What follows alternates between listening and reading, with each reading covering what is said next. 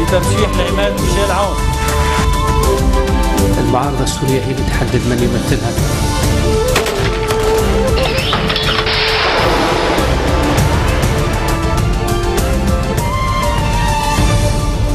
Nouvelle édition de la rédaction, merci d'être au rendez-vous. À la une de l'actualité, le gouvernement libanais débloque 31 milliards de livres libanaises de financement pour l'organisation des élections municipales, mais échoue à s'accorder sur la titularisation des volontaires de la défense civile.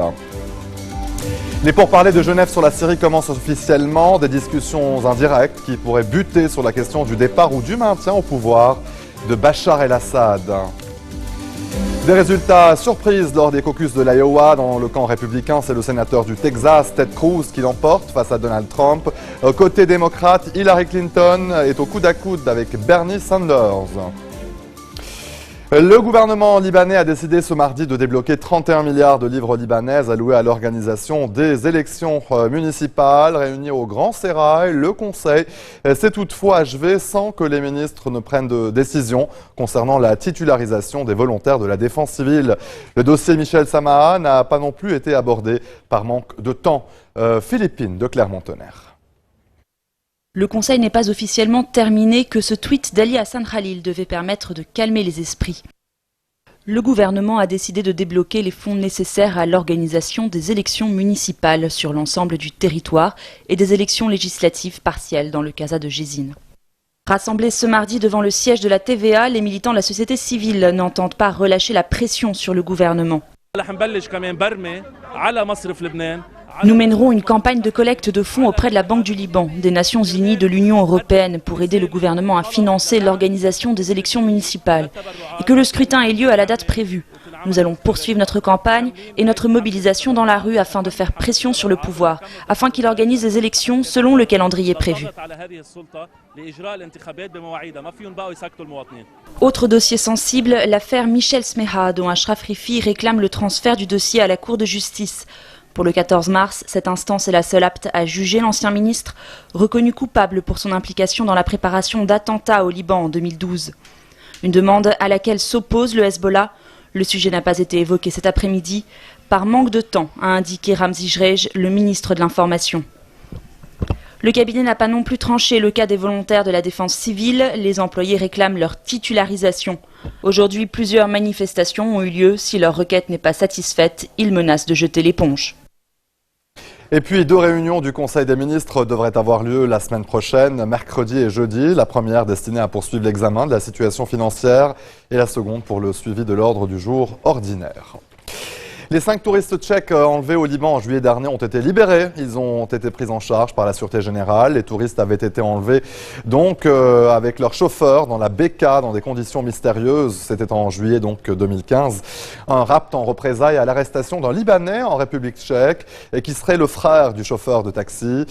Certaines régions de la Beka sont des zones de non-droit où sévissent des trafiquants de drogue sur fond de tensions entre des clans tribaux. Dans le reste d'actualité, les pourparlers de Genève sur la Syrie commencent officiellement. Déclaration de l'émissaire spécial de l'ONU, Stéphane de Mistura, qui recevait hier soir la délégation de l'opposition syrienne. Au même moment, le régime de Damas autorisait l'accès de la ville assiégée de Madaya à des convois humanitaires. Dans la ville de Madaya, plus de 40 personnes sont mortes de faim ces dernières semaines. Cela dit, il reste beaucoup à faire sur le plan humanitaire comme sur le plan politique, avec comme principal obstacle la question du départ ou du maintien au pouvoir de Bachar el-Assad. Noémie Roche. Des semaines que l'émissaire de l'ONU s'échine à convaincre les ennemis syriens d'entrer dans le vif des négociations. Après 2 heures de rencontre avec la délégation de l'opposition, Stéphane de Mistura paraît soulagé. Nous commençons officiellement les discussions de Genève. Nous avons entendu avec beaucoup d'attention les demandes du Haut Conseil pour les négociations. Mardi, nous discuterons et nous écouterons celles du gouvernement. Les discussions commencent, mais le vrai défi nous attend. Mais de son côté, l'opposition tempère et juge l'annonce de l'émissaire de l'ONU prématurée. Le HCN veut que le régime syrien s'engage concrètement. Il exige la levée des sièges, la libération des détenus et l'arrêt des bombardements des populations civiles. Ce n'est pas sujet à discussion, parce qu'il s'agit d'une résolution du Conseil de sécurité de l'ONU. Nous sommes ici pour vérifier que le régime syrien l'applique. Si rien ne se passe, nous partirons. Le régime syrien aurait justement accepté l'envoi de convois humanitaires dans la ville assiégée de Madaya, où 46 personnes sont mortes de faim depuis décembre. En échange, l'aide humanitaire devrait également parvenir à Kafraya et Foua, qui sont elles assiégées par les rebelles.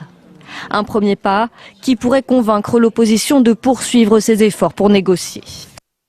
Nous allons anéantir le groupe État islamique, déclaration ce mardi à Rome du secrétaire d'État américain John Kerry, qui participe à la 3e réunion ministérielle de la coalition internationale contre Daesh, en présence des délégations de 23 pays, de l'Union européenne et de l'ONU. Selon Kerry, la coalition dirigée par Washington a réalisé 10 000 raids aériens qui ont permis de détruire des dizaines de commandants de Daesh. Les extrémistes auraient perdu 40% des territoires occupés en Irak et 20% en Syrie. Le secrétaire d'État américain a par ailleurs annoncé que Kaboul avait officiellement rejoint la coalition contre l'EI, une coalition qui réunit désormais 66 pays. Allez, restez des nôtres, on se retrouve après cette très courte pause. A tout de suite.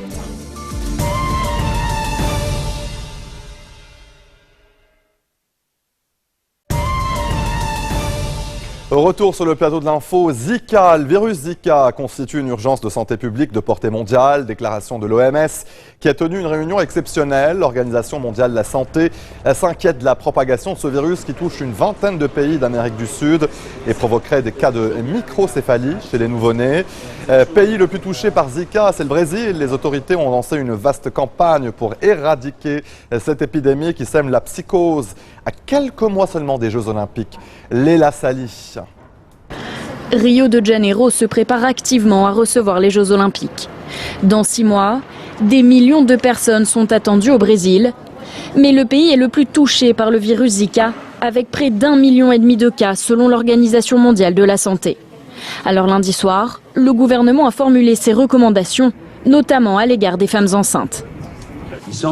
C'est un travail d'information qu'il faut faire à partir de maintenant jusqu'aux Jeux Olympiques.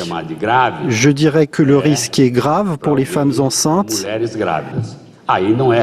et donc nous leur déconseillons de venir. Pour l'instant, l'OMS n'a formulé aucune restriction pour les voyages prévus dans les pays touchés par l'épidémie. Mais face à son ampleur, l'organisation a décrété une urgence de santé publique mondiale, une qualification officielle qui devrait accélérer la recherche scientifique et l'action internationale contre le virus.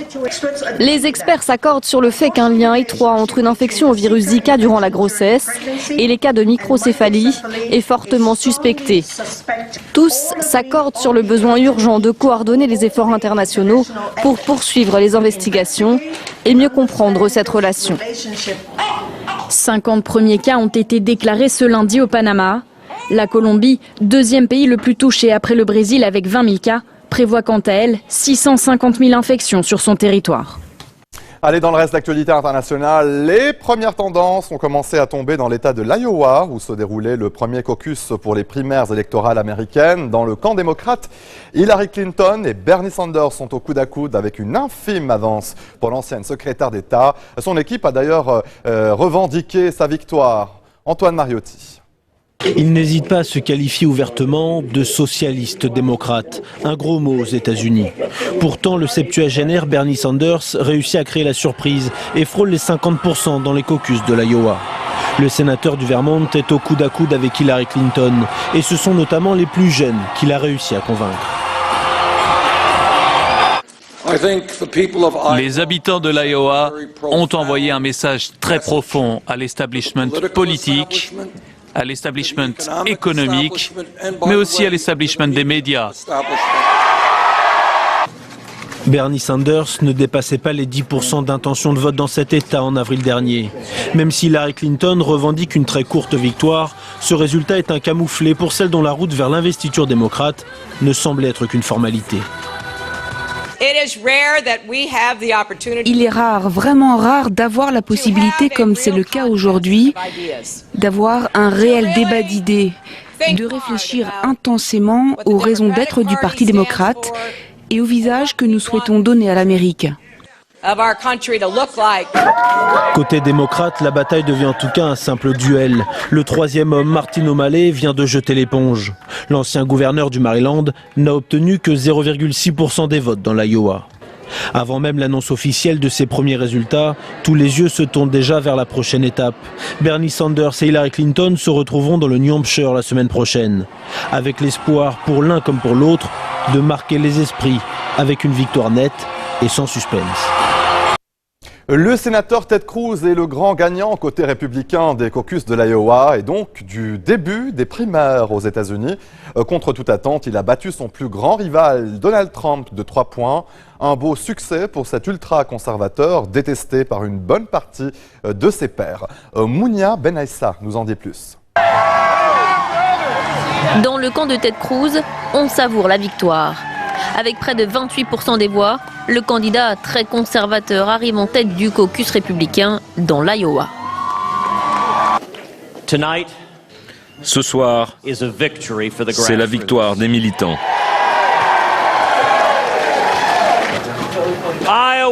L'Iowa a envoyé un message. Le candidat républicain à la présidentielle ne sera pas choisi par les médias.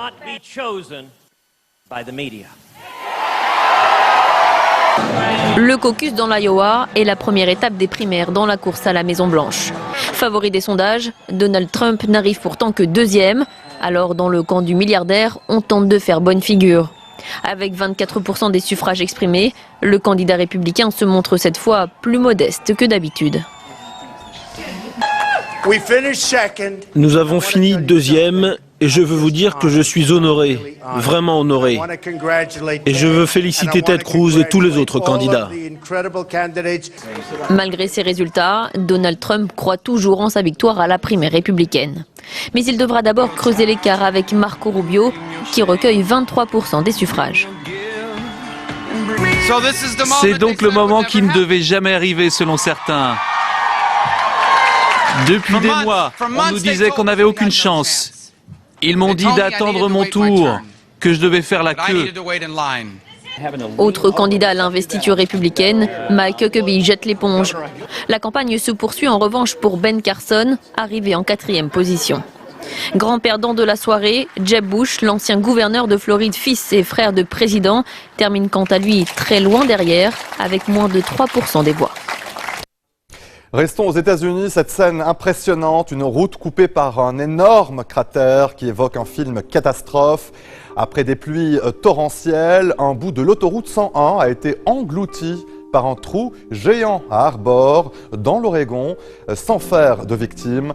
Les dégâts ont été filmés par un drone. En quelques secondes, ce sont plus de 50 000 mètres cubes qui ont été aspirés, soit autant que 15 piscines olympiques, pour un trou d'environ 30 mètres de diamètre sur 20 mètres de profondeur.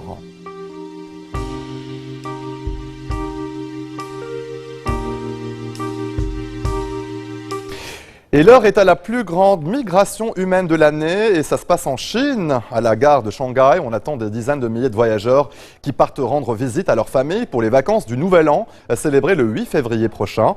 Pour beaucoup de Chinois, c'est la seule occasion de l'année pour rentrer chez eux. Trouver un billet de train peut s'avérer très difficile. Mounia Benaissa. Chaque année, c'est le même rituel. Ici, devant la gare de Pékin, comme dans de nombreuses gares du pays, on assiste au balai incessant des voyageurs traînant leurs valises. Pour la plupart d'entre eux, il s'agit des seules vraies grandes vacances, des congés pour célébrer en famille la nouvelle année. Nous, les jeunes Chinois qui travaillons loin de notre foyer, on espère apporter une vie meilleure à notre famille. Après avoir mis de l'argent de côté, je rentre et mes parents sont heureux parce que nous sommes tous rassemblés. Je suis un peu stressé parce que je ne rentre chez moi qu'une fois par an pour passer du temps avec mes parents. Je suis aussi très content. Dans le nord de la Chine, on fait la fête ensemble et on boit un peu. Selon les autorités, durant cette période, près de 3 milliards de voyages devraient être effectués, dont plus de 330 millions en train. Si à Pékin, la situation semble pour le moment sous contrôle, Dans le sud du pays, à Guangzhou, c'est une toute autre histoire. La neige est venue jouer les troubles fêtes. Mardi, 80 trains ont été retardés et c'est plus de 55 000 passagers qui se sont retrouvés en rade. Des perturbations que les autorités tentent de réguler au plus vite, car des dizaines de milliers de nouveaux voyageurs continuent d'affluer. Et c'est sur ces images que l'on se quitte. Merci de nous avoir suivis. Très bonne suite de programme. L'info continue sur notre antenne.